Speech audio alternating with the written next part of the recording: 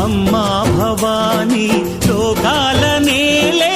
ఓంకార రూపమమ్మా తల్లి నీ మహిమల్ని చూపవమ్మా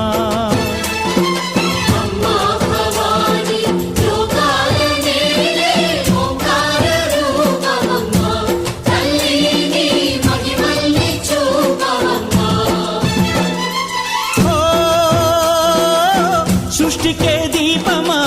శక్తికే మూలమా సింహరథమే నీదమ్మా అమ్మ దుర్గమ్మ భక్తులను దీవించు